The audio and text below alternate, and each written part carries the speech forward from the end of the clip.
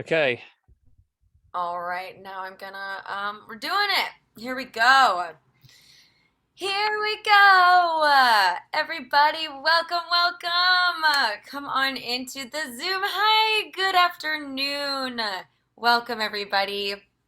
Come on in. It's great to see everyone. Oh, wow, look, here are the people. The people are here. I'm a little bit sleepy. It's early still in LA. It's a whole 10 a.m. That's so early. Hi, everybody. Great to see you. Come on in. Yes, hello. What's up, Sue? We got Tim, we got Geddes, Terry. Terry's been going through big studio upgrades, and we love to see it. Welcome, everyone.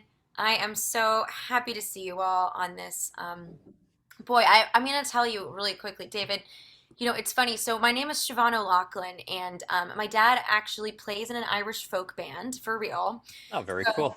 I grew up with him singing me these Irish anti-war songs, like when I was like a baby, and the Irish have two modes in their music, right? They are either it's either about the war or it's about drinking. There's just pretty much two modes. And my mom would be like, "Would you stop singing these like war songs to this like 2-year-old?" But I have these very distinct memories of that. But the other thing that I feel like sharing is my dad always had gigs, right? All like so basically what's today? Thursday? Thursday through the weekend, right? He's playing gigs and things like that. And yet, as a young child, my parents would forget to dress me in green. And I wouldn't know that it was St. Patrick's Day because like I'm a kid and I'm getting pinched all day. And I'm like, my name is Siobhán O'Loughlin. Like, can you not? Like, can I get a pass today? And just like don't I don't know if people still have kids or people, they're certainly still. David, do your kids get pinched? Are they pinching each other at school? Is that done with? I'm just like, that was so traumatizing for me as a kid. I really hated it. I don't know. Maybe people don't have kids anymore, right? So, based I on what you said, my kids, no, no. I don't think any of them are wearing. Well, any of the two. When I say any of them, it sounds like I have like a herd of kids. Two of them, and no, they're not wearing green. really? Yeah, So, there's not too much. There's not too much green in my house. Everyone should know. I searched and searched for a green shirt today, and I found one. And I told Siobhan at right prior to logging in with all of you. I said, I hope it doesn't look too much like a pajama shirt. It's not, but it sort of looks that way, and I was a little concerned about wearing it. But anyway, he was, and by he just like he swooped in at like 9:59 Western time. He's like, all right, I'm ready. I think I've got a shirt. So it was really fun. Um, the little BTS here at Edge Studio. It's a good time. But anyway, there was a rumor at the home studio show and tell.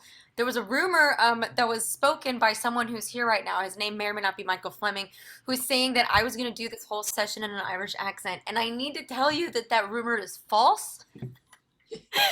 Don't believe everything you hear. I actually, honestly, y'all, my Irish accent isn't even good. Like that's true. That's another. I'm just bringing you the cold truths of this day. So that's where I'm at. But if someone else, and actually, is Howard here? Howard is here. I bet Howard can do a pretty good Irish accent, since he does live, in proximity to the Isle. Yeah. So, all right, welcome. Okay, and he also went to grab. He's got a yes. Thanks, Howard. We appreciate that. Also, we know that over there, probably St. Patrick's Day is really not the deal that it is here in the US. And for folks whose first time it is, and you're like, what? Why are they? This is a long St. Patrick's Day like expo. Don't worry, that's not what we're actually doing here today. We are here to talk about voiceover. Welcome, Dana. I think you raised your hand like it's my first time, so that's awesome. Yes, it is. That's great. Great to see you, and thanks for being here with us. And so yeah, so everybody, we are, gosh, super excited that this is the 50th session of Ask Me Anything, which means we've been doing this for a full 2 years. Actually, a little bit more than 2 years because we started pre-pandemic, as we mentioned our mhm. last episode, where David and I were sitting in the same square, which is crazy.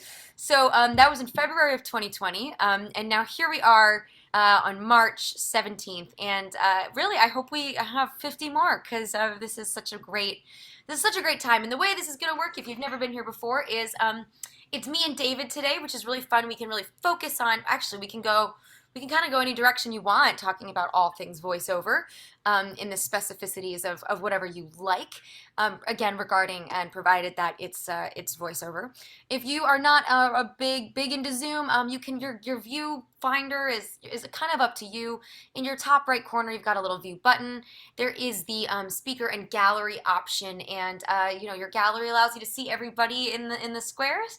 And your speaker means that whoever's speaking, that's me or David, in our festive green vibes are blowing up. Sue, thank you. Yes, my Frida earrings I got in Chicago actually at a Mexican market, and they're just so big that I was like, I'm gonna try those. And they're obviously this green thing, so I'm just doing it. I'm in costume today. So okay, people are talking about how they're single, so they don't have the kids. Okay, so anyway, that being said, I'm sort of gonna manage all of your questions, drop them in the chat. People are already chatting away, which we love to see.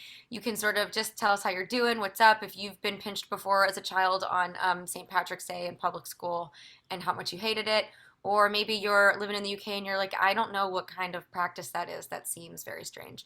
And then otherwise, I'm just gonna give a little shout out and a hello to our Chief Edge Officer, David Goldberg. How you doing today? Doing great. A couple of things. So cool that we've made it 50 episodes. And I'd love to know if anyone here has been on all 50 episodes. That would be terrific. Um, and I'm going to jump right into a voiceover thing because it's really interesting. About 5 minutes ago, Siobhán talked about using a fake accent. And for some reason, it reminded me of a story that happened. And this will be, I'm hoping, very illuminating for all of you who are marketing yourselves as voice actors. About at least 10 years ago, possibly even 15 years ago, a voice actor came to us marketing her demo, and she had a British accent. I think it was a British accent. Perhaps maybe it was Irish, and maybe that's what jogged my memory, but I think it was British, whichever the case. She had a beautiful voice. She marketed extremely well. Uh, and she actually came into the studio and met us and had a tour of our place, and we spent a bit of time with her, and yeah, everything was great. So I'm going to ask you guys a question. Do you think we ever hired her? And I want you to keep in mind of some. Oh, sorry, I'm going out of order here. Never mind the question. I'll just give you the answer here. Sorry, this is not planned. Very impromptu. But so at some point, after we'd probably spent an hour or 2 hours with her, she said, "By the way, I was kidding about the accent." She did not have a British or Irish accent. Her American English was her mother tongue. I mean, it was all a put on, and it was a put on to show us how good her accents are. And so interestingly, well, here's the question: do you think we ever hired her? What do you guys think? And keep in mind, one of the things that I lecture about all the time is that as a voice actor, always think about things from your client's perspective. So, do you think we hired her? Thumbs up, thumbs down. Yeah, we never did because she wasted our time. And it was a shame, like, when she said, it's actually, I've been putting on that accent all the time, we thought, "Oh, man." We were thinking about which jobs to put her on, how to hire her. We put her into our databases, and then we had to switch things around. But interesting story, but she did great accents. Anyway, I haven't thought about that probably since the day it happened. Oh boy, yeah. So that seems just like a lie. Like, wow, that person lied to me. Yeah, well, yeah, it's not a great way to begin a relationship. Wasting our time and lying to us. It's creative, no doubt about it, right? But as I say, you need to get work. I believe, as a voice actor, you will always get more work if you consider everything from your client's perspective, whether they are a current client or a prospective client. Think about their needs and what makes it easy for them. Do everything for them. And yeah, she did not do that. But we can talk about doing. Speaking of doing things for each other. Oh, Dina, Dina just changed her square to say "Congrats, Edge." Oh, that's great. It's so festive. Dina, you rock. That's terrific. Yeah, we love you. So I just yeah. So what I wanna say, kind of in our sort of celebratory 50th session, we someone who I know is particularly good at lists. Like David is better at lists than a lot of people I know.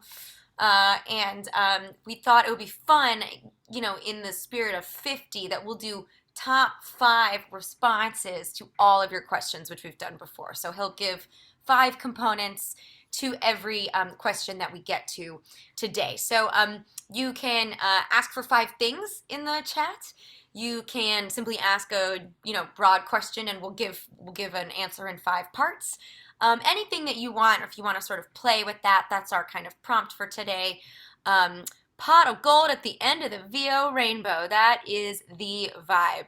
And so I'm just gonna start, and for new folks, the way we do it is we just drop everything into the chat, and then I bring it over to David. And if we're really confused, we'll unmute you. But we try to. It's just a little bit faster, and we get more done, and blah blah blah, all that jazz. If we just cruise through the chat, and the chat should be on your right hand side, or maybe it's a pop up. It pops up on your from your app itself. Okay, so I'm starting with Alex. And Alex is new to VO and balancing trying to make money and also deciding time to get better at VO. What full-time or part-time jobs are out there that can help support my future of voiceover? I'm trying to avoid getting a 9 to 5 job that I'm not passionate over that isn't helping my voiceover career.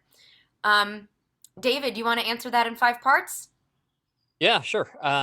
Five types of jobs. So I'm guessing that this person doesn't have a job at this point or is looking for a new job. So work at a voiceover studio as an engineer, as an editor. I mean, if you're brand new, I doubt you'd be able to engineer, but maybe editing, right? Maybe organizing, maybe work in the as an admin in the office, right? Even office, answer phones. Do anything. Get your foot in the door and start learning the industry. You could work at an ad agency or a marketing agency, again, even as an admin or answering phones or something that's lower in the echelon of roles there, but still you'll be learning a lot. Same thing, work at a radio station, work for an organization that helps reading for the blind and so on. I think that's 4 things. Work for an audiobook company, right? Putting out audiobooks. I mean, really anywhere voiceover is used, work for that type of company and start learning the ropes. Love it. Do I have to do 5 too if I respond? Is that the part of the game? No, we can do No. anything we want. I guess we have up to 50 since today's the 50th anniversary. David's like, Siobhán, it's a game. Okay, so the things I want to add are knowing that whatever job you have, you will still have to find that balance. You will still be committed to the job, and you still have to commit to voiceover. Also, knowing that your day job or your job, that's something that you might go in spurts or bursts. You might be working someplace for 2 years, and then you're doing really well, and you go into voiceover. Then maybe you want some healthcare, and you go back and do a job that gives you some healthcare, and you're doing that part-time. There's going to be an ebb and flow, and that's also okay. Some full-time jobs are also, people do it. We at our home studio show and tell, Michael was talking to us about his work and how he works his sweet tush off, and that's what he has to do right now, and he finds the time, he forces it to happen. I'm not saying you have to be people who stay up all night, but it might just be part of the deal as you get started. There's working from home is great because it allows you to kind of step away to do an audition, but people still, can do, there's like the service world of food service and childcare and all that sort of thing. But there's also, things in office jobs can also allow you to kind of, if you have a cool work environment, there's things that can be more flex. And I think sometimes it's about the kind of job that keeps you feeling healthy mentally and physically. And it may not necessarily be the thing that seems great for voiceover that really kind of coalesces that well, but it still is about your mental and physical health. So we gave you 10 right there. Okay, amazing. So I am seeing, oh, Michael, you're the best. Michael is saying top 5 reasons someone Ooh, this is good. David, top 5 reasons someone should not be a voiceover artist.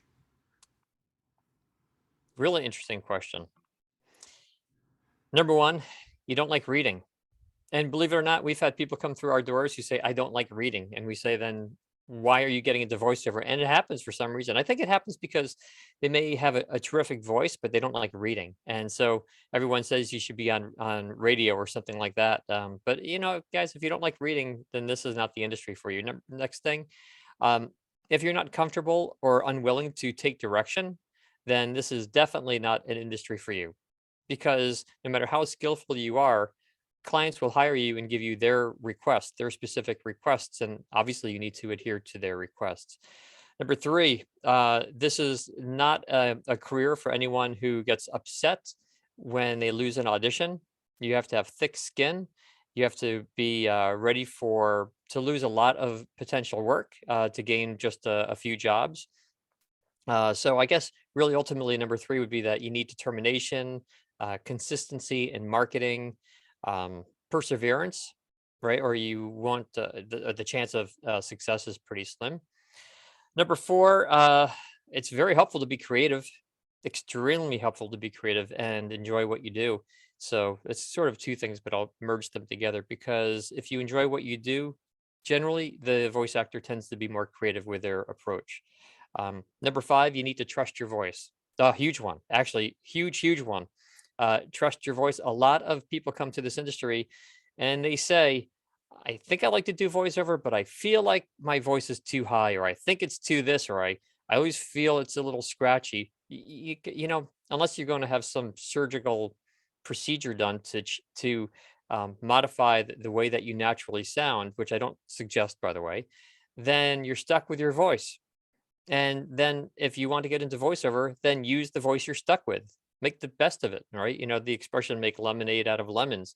Um, Even if your voice is scratchy or weird sounding, there's possibly a role for you out there somewhere, whether it's a cartoon character or something.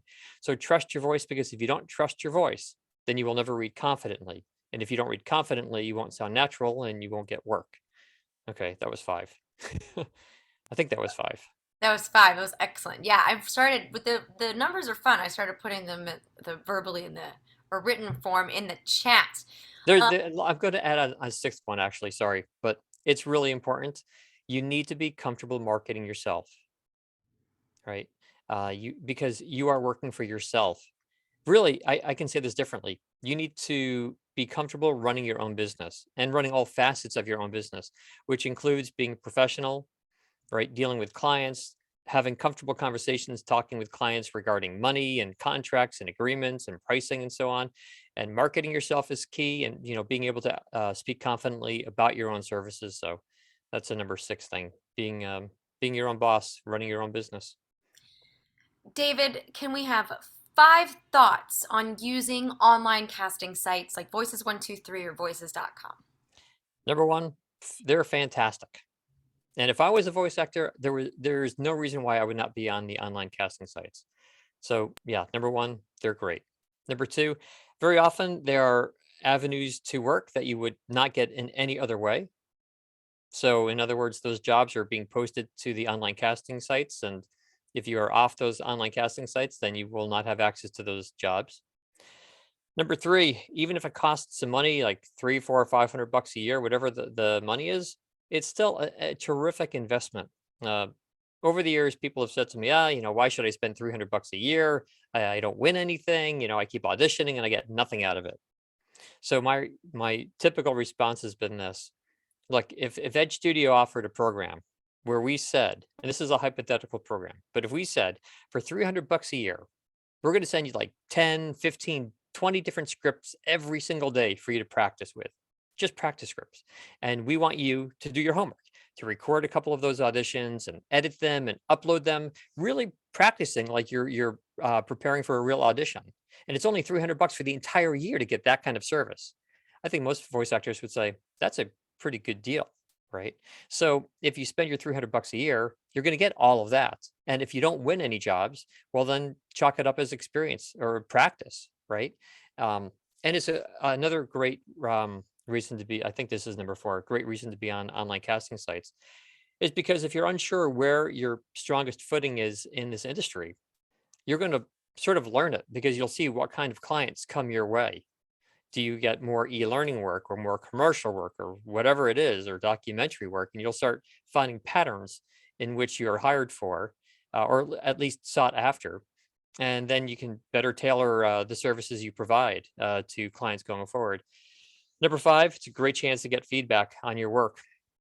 Very often, clients will give you thumbs up or thumbs down. You might get to the top 10 or not, and you start learning, if you have skills or if your skills need work. And if your skills need work, then you can seek a coach, hopefully one at Edge Studio, and get some training. So there are five things right there. Amazing. Thank you so much. This is good. Um, okay. It is hard to stop at five. Like, each of these, I feel like I could keep going. It is. And yeah, it is. And I really like these. Top five ways to relax before entering the booth. A drink is super helpful. I mean, Of like, an alcoholic drink, because I mean, don't drink so much that you can't, you study your way through the script. You start reading, too quickly or anything like that. Nothing that messes you up, but very often a drink just kind of loosens people up. Number two, meditate. I hate to say this, but I think it all comes down to one thing. It's just a list of one. Um, it's relaxing, right? How to relax is just doing whatever it is that helps you relax. So drinking, maybe it's coffee, maybe you need a stimulant like coffee or something. Maybe it is meditation that kind of relaxes your body. Oh, but there's a little different answer here, and this came up earlier. Trust your voice. Just accept it. Trust it. In fact, let me come back to that in a moment. Fifth thing to relax. A lot of people will do vocal exercises, and that is relaxing your voice. Jump up and down is very often extremely helpful, like literally like doing some exercise, something physical before you begin reading. Make sure you have a minute gap so you're not out of breath when you begin your read, of course. Um, so back to number four, trusting your voice. It's a story that I've shared a couple of times on these Ask Me Anythings, and I'll share it again now because it's appropriate. So prior to the pandemic, Edge Studio was generally the key sponsor at like most of the voiceover conferences, and so very often I'd be there and giving speeches and or presenting. And I have always been extremely concerned with my voice. I'm from Queens. I was born with a hearing impairment of some sort, whatever it was, and I just never trusted my voice. And prior to every single presentation, I was inside internally. I was like flipping out, thinking, "Oh crap! Oh crap! There are like 700 people out there. Like, I hope I remember my entry word. If I could remember the first word, maybe I'll keep going." Like, I was stopping short of having a panic attack. And finally, one day, it dawned on me. You know what? It is what it is. For whatever reason, people are asking me to come back and present. So maybe they do like what I have to say. Maybe you guys are here for a reason because you like these calls. Well, I think sidebar. I think you guys are here for Siobhán and not necessarily me, but that's okay. Um, and so I finally just one day said, "Screw it. I'll just accept who I am, what I look like, how I sound, the my word choice." And it made my presentations, from what I gather from feedback, so much better. It makes it easier for me, but the presentations are not for me, right? Whether it's hard or easy for me is almost indifferent. It made it so much better for everyone in the audience. And so when you read scripts and you trust your voice, as I said before, you sound more confident, you sound more natural, you just do a better job. So there are five. Um, the Siobhan and David buddy cop film is what they're here for, David. I'm pretty sure. Yep. That would be a good feature. My top five mindset sort of mantras when I'm doing things that are challenging for me um, is I say that I am capable, I can roll with the punches, I can stay the course, I can do hard things, and I am worthy. So sometimes I think there's a little bit of mindset stuff when you're feeling anxious and like, this is stressing me out, or the editing can be whatever aspect of voiceover that's stressful. Just trying to remind yourself that not only are you capable of doing it, but you deserve it. You deserve to do it. You deserve the job. You deserve to be in the booth. You worked for it. It's like it's you. It is you, and you get to be here. I'm hopping all around. I Wait, love. wait, Siobhán. Sorry, one sec. And it's interesting what you said because I've come across a lot of voice actors over the years who are incredibly talented at reading a script. vocal control, their character voices, whatever it is vocally at the microphone they do, they're terrific. But they're not confident when it comes to the money end of things. And this is something that has come up in quite a few Ask Me Anythings in past. So when our studio will reach out to a certain voice actor who's really good, and we ask a question about money, they lack, like, all their confidence goes out the door, and they sound so unprofessional. It's such a turnoff. And we may know that they're good. And I sometimes think, man, but if they were reaching out to a prospective client who asked the same question about money as we asked, I think they would never stand a chance of getting that job. So the confidence has to go in, run through every element of your voiceover business, whether it's when you're reading a script or dealing with a customer or having a tough conversation, like you said, Siobhán, about money or contracts or whatever it might be. I am. I think that's exactly right, and I think sometimes it's our. I have imposter syndrome. I don't know if anybody else relates, but it's very. It can be really challenging. So I want people to try to, yeah, affirming. There's nothing wrong with, actually, the only good can come from affirming yourself on a daily basis. I'm hopping all around, and I love you all so much. Truly, I'm gonna cry. Okay, from Kimberly, 5 reasons you know you're ready to complete your demo.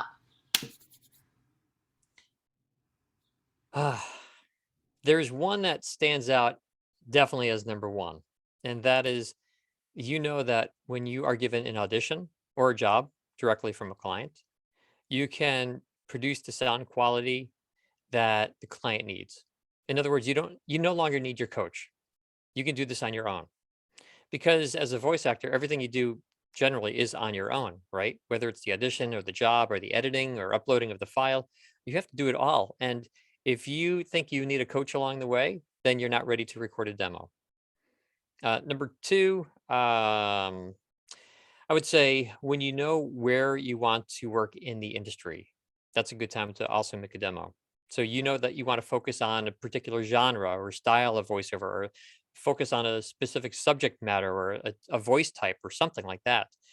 The exception to that would be if you're really unsure, you may want to put together a demo that has a little bit of everything on it and sort of throw it, on an online casting site. And as I said earlier, then see what clients like you for, what they tend to select you for. Third thing would be when you're confident. Here comes that confidence again, right? When you're comfortable at the microphone, when you're comfortable doing your job. Number four, when you have a marketing plan, key. So many, oh my goodness, so many voice actors get into this thing and they record their demo. And if I meet them or if I'm helping them record their demo, if I'm coaching them through it, I'll say, great, what's next? And they say, I don't know. I say, well, what do you mean you don't know? Like, recording your demo is just the beginning of your career. It's just a resume. I mean, would you ever, or a business, even better yet, it's a better analogy. It's a business plan.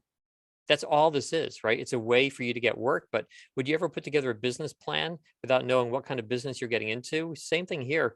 You put together your demo, but you need to know where you're headed, what kind of clients you'll want to work with, or what your goals are. You should have expectations and timelines and all sorts of things. I mean, treat this like a business. So I think that was four. Fifth reason, when you know you're ready for your demo, um,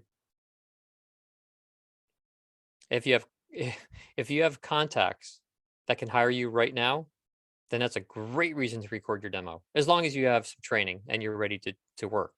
So a lot of voice actors or a lot of students will come to us and say, I have the opportunity to do some work at some voiceover work where I work. They need someone to record the phone systems on a regular basis, or they need someone to record internal training videos or public facing presentation videos, or I have a friend who has a friend who has a friend who's looking, they want my voice for something.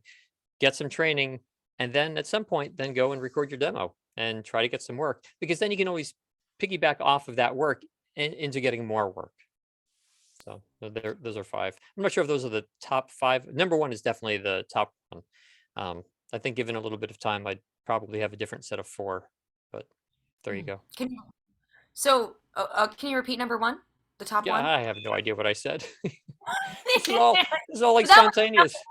Number one, when you and your coach feel that you're ready to work on your own. That was number one. I do That's remember. what okay, that's what I thought it was, but Yeah. I was like, Make it's sure not. you and your coach are both of you feel that you are ready to do this on your own. You can deliver the quality that you need so you can get work. In training we trust. Also, sometimes I feel like training is the most fun part of voiceover, which is more incentive to do it. David, what are the best ways to love and trust your voice since it is the main tool for your voiceover business? So, top 5 ways to love and trust your voice. Well, to love your voice, I mean, means to take care of your voice. So we can go that avenue, no screaming right prior to a recording session, um, staying away from foods that make your throat clammy, like lots of dairy products make you kind of clicky sounds. I mean, certainly taking healthy care of your voice is critical. But just loving and trusting your natural voice, I think, is a mindset, as we spoke about before. Siobhán, I think that the 5 things you mentioned before about feeling you're worthy and that list of 5, I mean, I think that's what should be repeated, if you guys, or you can listen back to the recording of this and go back about 10 minutes. But I think that that's where you need to be. It is acceptance. It's just saying, you know what, screw it. This is what I said to myself giving public presentations one time. I just said, screw it. I'll just accept it. When I realized that people want me, they want to hear what I have to say. That's when I stopped worrying about it. Well, and this is where training too, I think, is really important. And in the realm of your training, speaking to your coach about what your wheelhouse is, learning what your brand could be through your training, what kinds of work your coach thinks that you should go for, where they see you in the spectrum of voiceover, and embracing that, embracing your specific sound that, again, I think is best understood through the lens of a working professional who understands the market a little more than you do, and also who can listen. Focusing on how someone who is outside of your own self, your own mind and body, is able to hear you and trusting the way that they hear you, because the way other people hear you is not the way we hear ourselves, right? It's Mhm. like we get really dysmorphic about it until the point where we hear ourselves and we say, like, and we get to that place, like, that is, yes, that's who I am, and that's where I want to be. So, like, hearing yourself and, like, not cringe. I don't know if people, when there's a recording of you and you're like you cringe, and you kind of put it on one volume because you're just like, I can't. I do that still, and, like, that's like a thing to sort of really work on, is just being like, that's me, and, like, it's okay, it's good, it's a good thing. Um, Becky asking, this is a nice question too. Top 5 ways for a newbie to get the most out of attending a conference, like VO Atlanta, for instance, the last VO Atlanta. Well, yeah. Siobhán, is the question specifically about a voiceover conference or any conference? A voiceover conference. Um, yeah. So the first thing would be do as much as you can conference related. I mean, do everything. Just don't sleep for 5 days, whatever it is. For whatever reason, so many voice actors go to these conferences and they turn in early. I'll say to them, "Did you watch the keynote speech? Did you watch this other presentation by another voiceover coach?" They say, "No, I was feeling a little tired. I traveled all night." If you're there, get the I don't know, the best bang for your buck. I mean, just load up on caffeine, whatever you need to do, but um, certainly take in as much as you can. Also, though, prior to the conference, I would very carefully go through the outline of the conference. I can't think of the right word. It like spells out what is happening. The itinerary. That's the word I'm looking for. Go through that and map out what it is that you will be doing, and then again, force yourself to do those things. At most conferences there are simultaneous classes and sessions going on, and so figure out what makes the most sense for you. If you're unsure, I would honestly invest whatever amount of money and sit down with a voiceover coach, someone who has general comprehension of the entire industry, me or whoever, someone at Edge again, hopefully, and say, here's where I am in my voiceover career. I'm brand new, or I'm at this level. I'm going to the conference. Here's the itinerary. You know my voice. What is the best thing for me to do? Which of these sessions should I take? Because if you are brand new and you're looking to get into narration work, it may not be it may not be as necessary to take a session learning about how agents work, because if you're brand new, you probably won't be signing with an agent right away. And if you're getting into narration work, you may not even need an agent at some point. It may make more sense to go and take a different session. So again, work with someone who understands the industry, who can help you plan. I think the extra cost of one training session may really pay off, because if you get better information, it's great. I would take notes. Absolutely take notes. I'll tell you, you can sit in a conference at any one of these sessions. Sorry, you can sit in a session at any one of these conferences and hear information and think to yourself, I'll remember that. And then you'll forget it. So take down notes, keep a list of things you need to do, like really organize your notes. Top 10 things I need to do when I'm at home, top 5 things, whatever it is.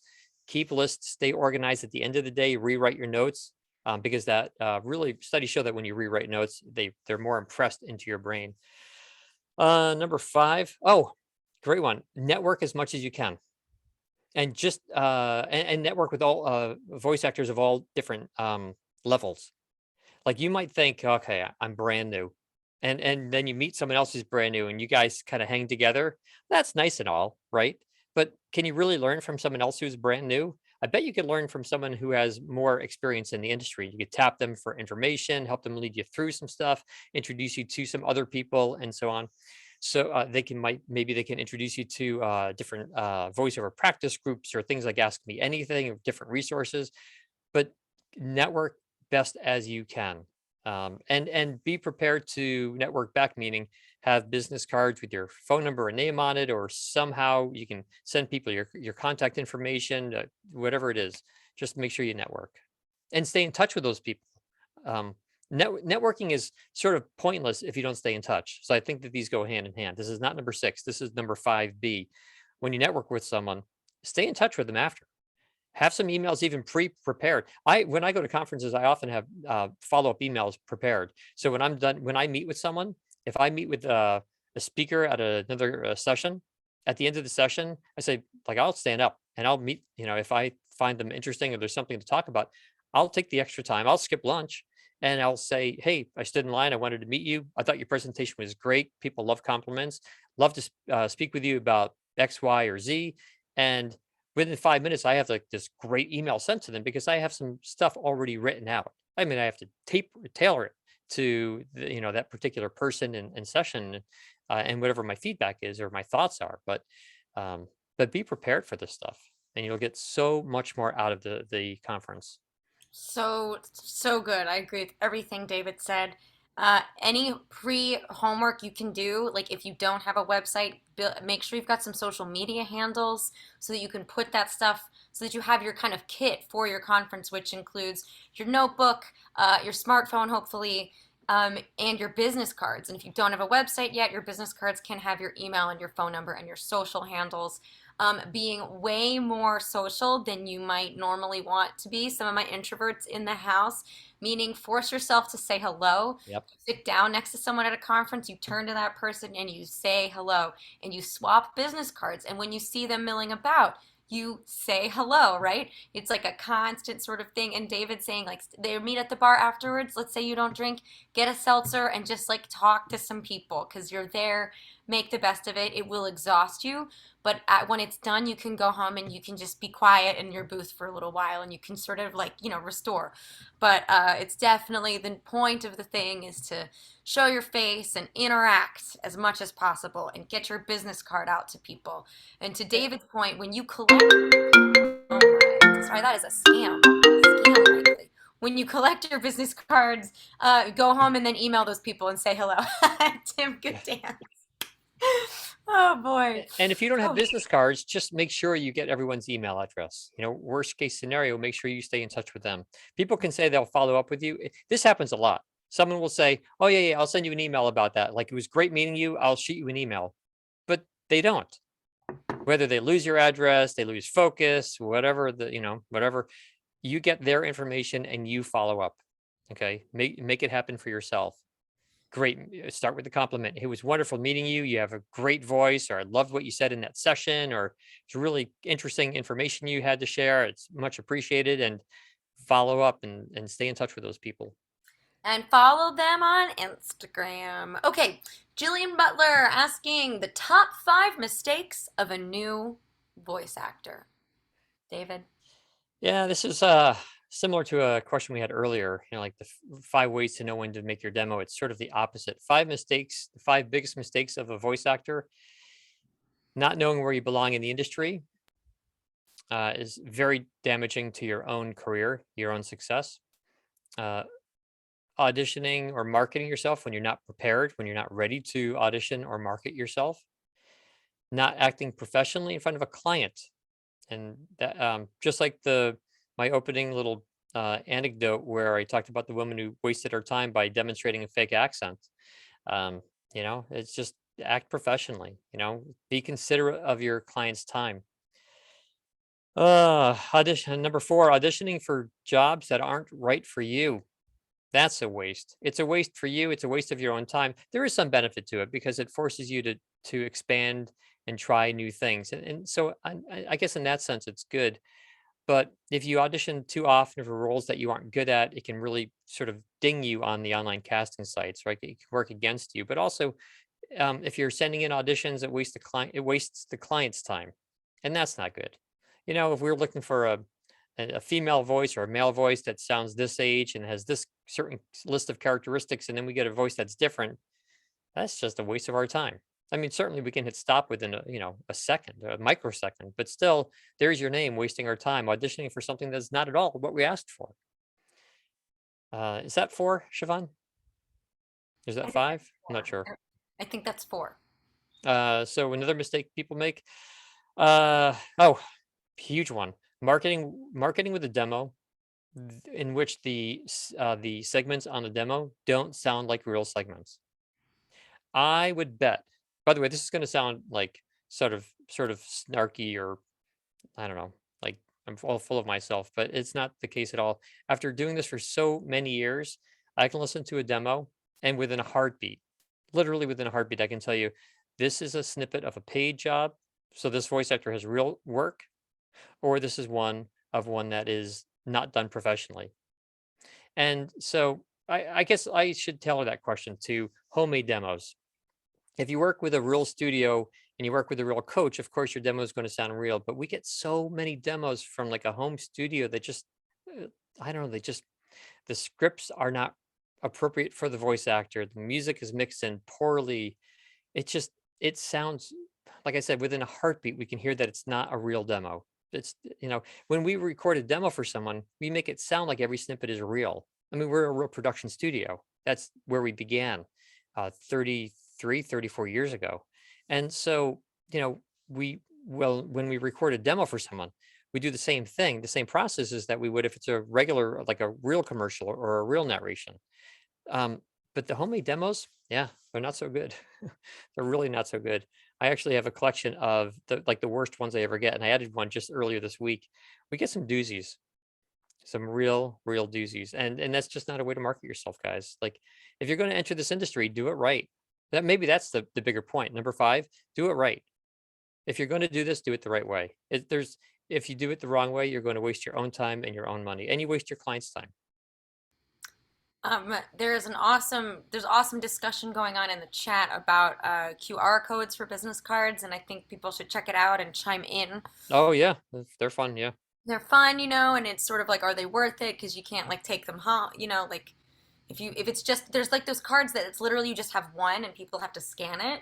And I just wonder about how easily that information is retained because I don't know. Um, there was a question in the chat from someone who was asking about an online engineer who can help with your home studio to make sure things are set up. And yes, Edge does offer that. It is a home studio consultation, and his name is Dan Friedman. He's a very fun person, and he is. I've just dropped that into the chat for anybody who's like, how, just want to talk to somebody in your studio about your studio. So that is very good. This is sort of in a similar lines, but I like it. David from Terry, what are your top 5 ways to demonstrate your professionalism for a voice actor to demonstrate their professionalism in a session? Or what are some of the top 5 things you've seen that you've been like, heck yes? Yeah. This is easy. This is one of those that I could give you like 50 for, but I'll stop at 5. Um, be on time. Be prepared. Let me treat these as separate things. Number one, be on time, and that means call into a Zoom session or a Source Connect session a couple of minutes early, and or show up at a studio if it happens to be a live recording, which is pretty rare these days, but they do still happen.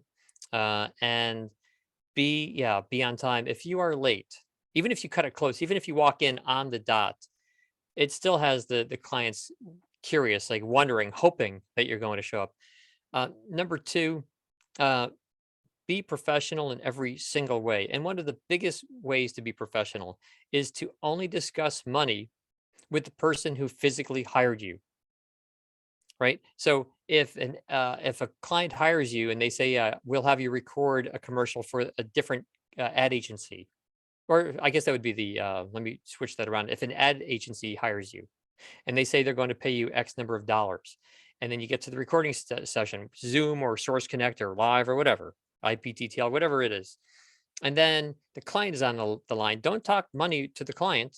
Only talk it with the ad agency, the person who hired you, your direct client. Number three, ask questions. And this is actually one of the biggest ones. Maybe in many ways the most, or just about the most important thing you can do to be professional. Ask good, smart, concise questions. The voice actor who asks smart questions shows that they are vested in the project. They're vested in the success of their client. It shows that they care. It shows that they're thinking. It's a chance for you to show that you're smart. So find a good question and ask about it. I'm going to come back to this with an analogy in just a moment.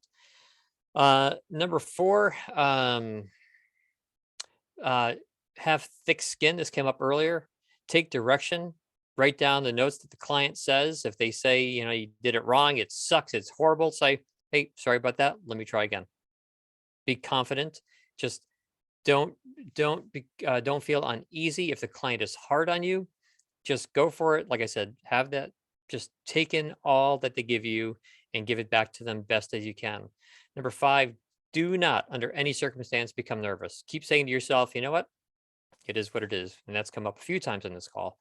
If you become nervous, it will be harder to take vocal direction, and then you'll start sweating your way through the process, and everything will be going downhill from that point on. So just stay mindful, very mindful of being optimistic and smiling your way through it.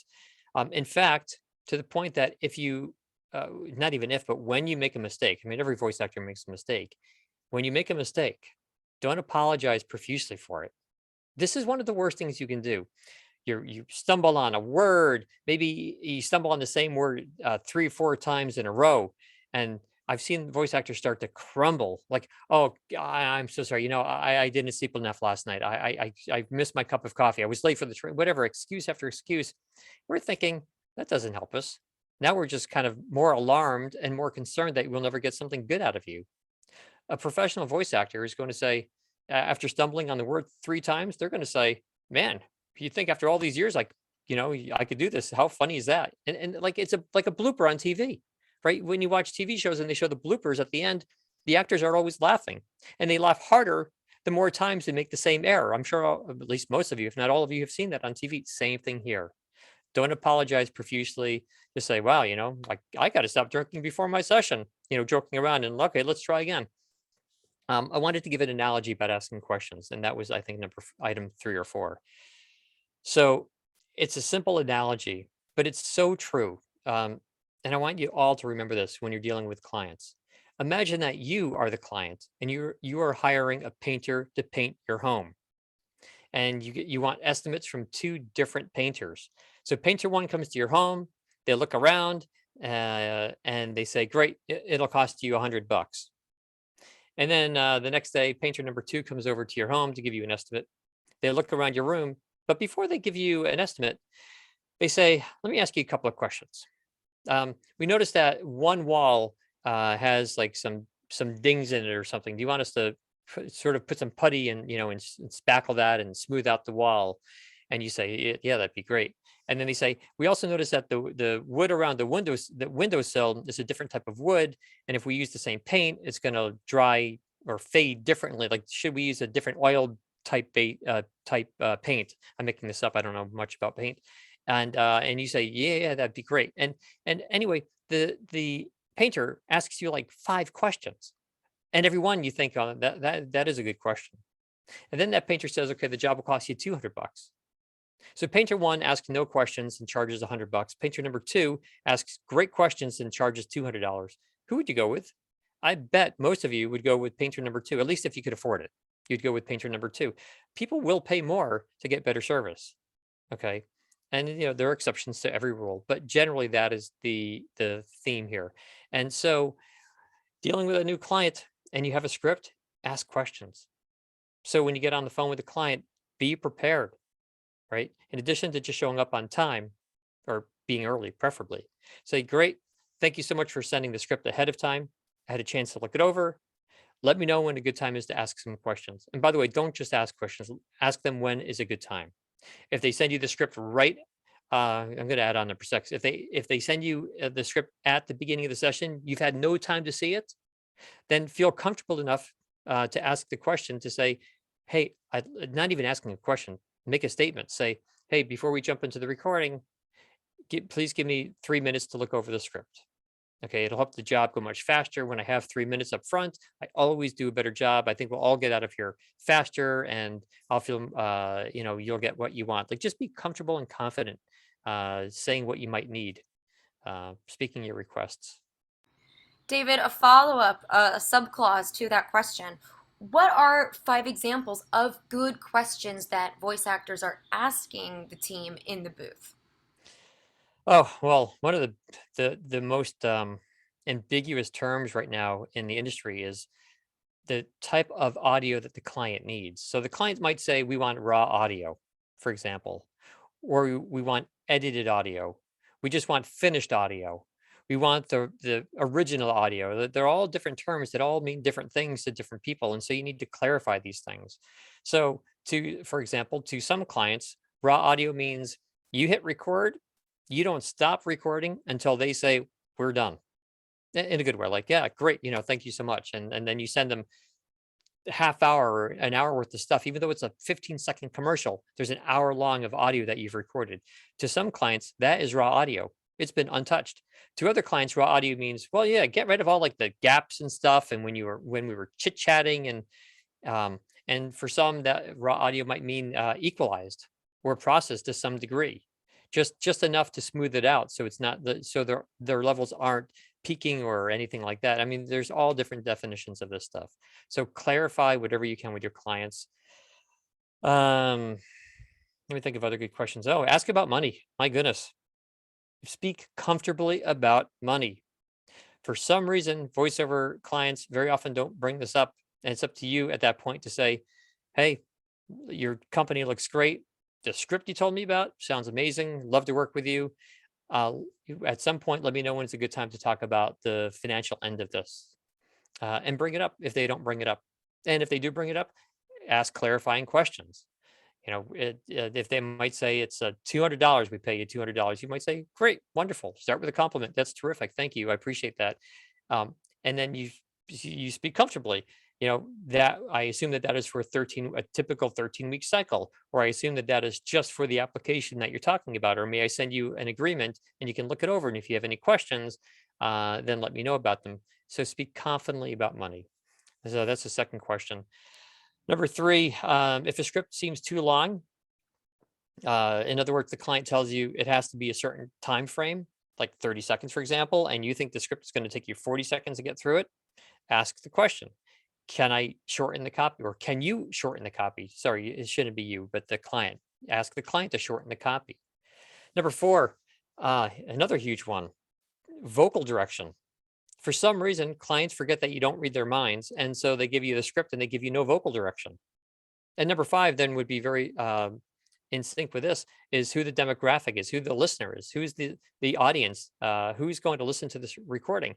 Ask these questions. So if the client doesn't say who's listening to it and what kind of voice they want, ask those questions. Say, great, love the script, give them again the compliment and say, please let me know who the audience is for the script, or please let me know what kind of direction you want. And by the way, guys, if the direction is given to you and it doesn't make any sense, whether it's ambiguous or just downright confusing, like just weird or contradictory. They say we want a slow voice, but we want it fast. I mean, something crazy like that.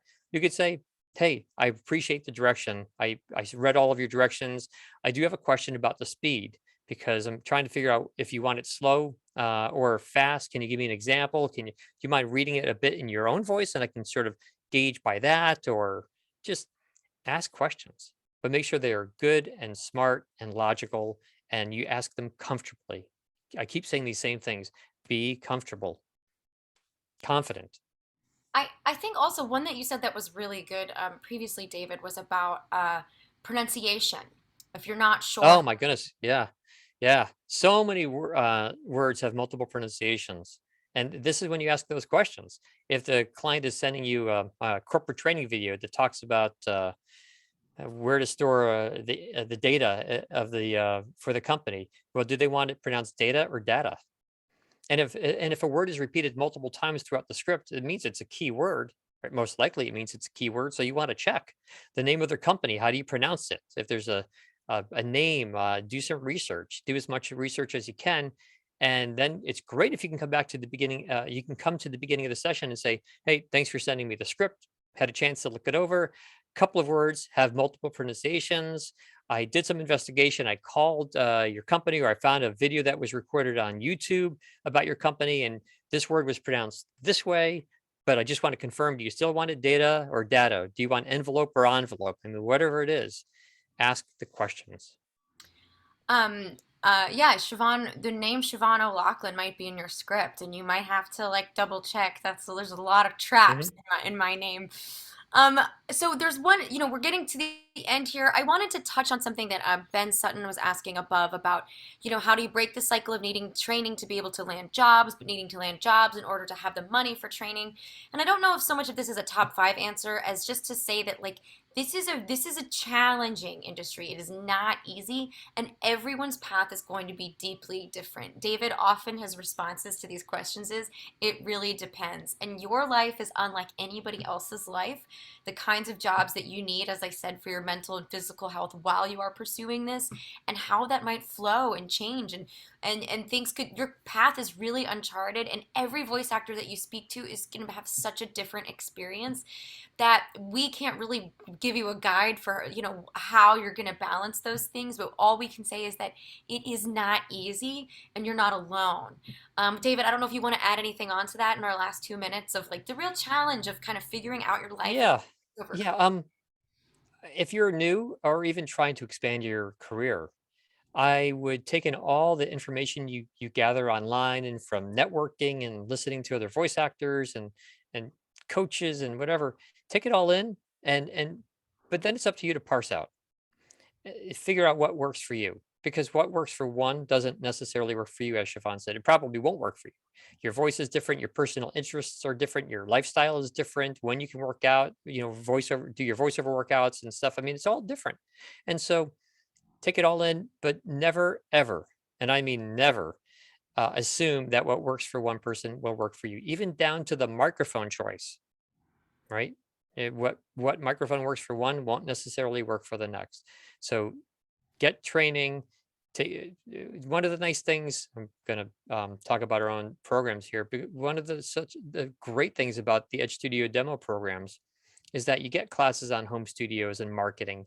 And these classes are about offering all different types of mindsets and options, so you can figure out what works best for you. So kind of explore the industry, take it all in, and then come up with your own path with someone who knows the industry inside and out. Everybody, we are wrapping up here. Oh, Ben, I hope that that was helpful.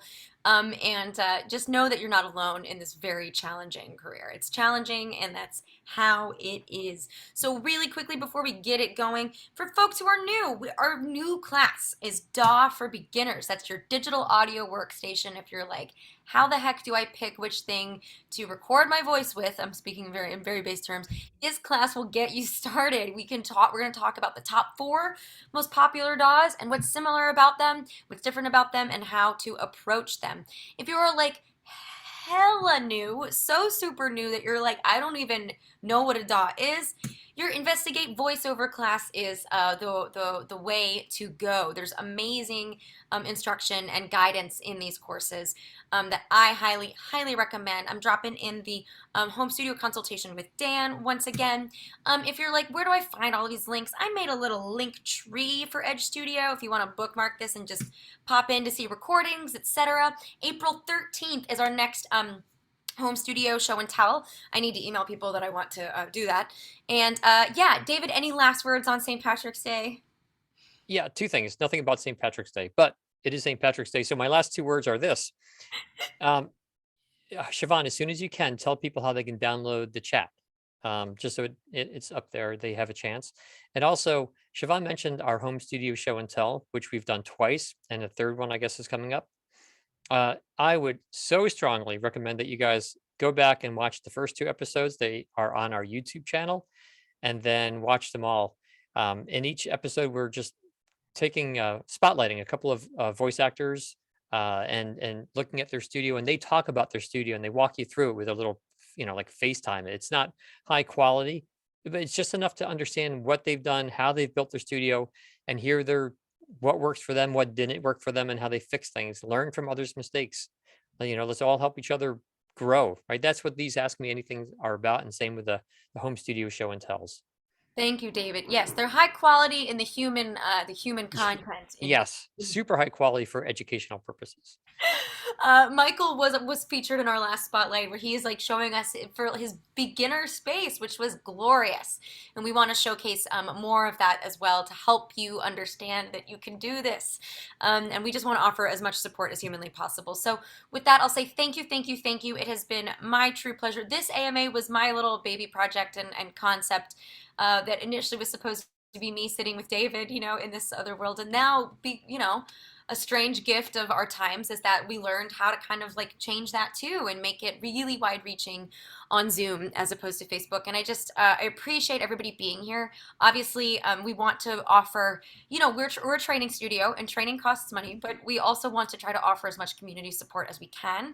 And it's very validating that you show up to these things. So the home studio show and tell is April 13th, and that's free. And watch out, because Sarah and I are talking about a spring mixer virtual once again. So come to that. Howard, stay up all night to join us for that. And everybody, I really, once again, I hope that you have a fabulous St. Patrick's Day.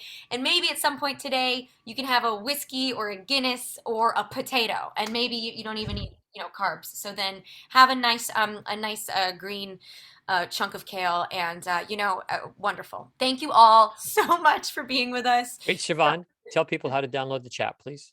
Sorry. Okay, so if you would like to save the chat, if you're on desktop, and if it's on the sidebar, and if it's you're gonna look at your bottom right, where you'll see a little ellipses. It's next to your emoji icon and next to the kind of page where you like the page icon where you can add documents. So when you click that ellipses, you can save the chat.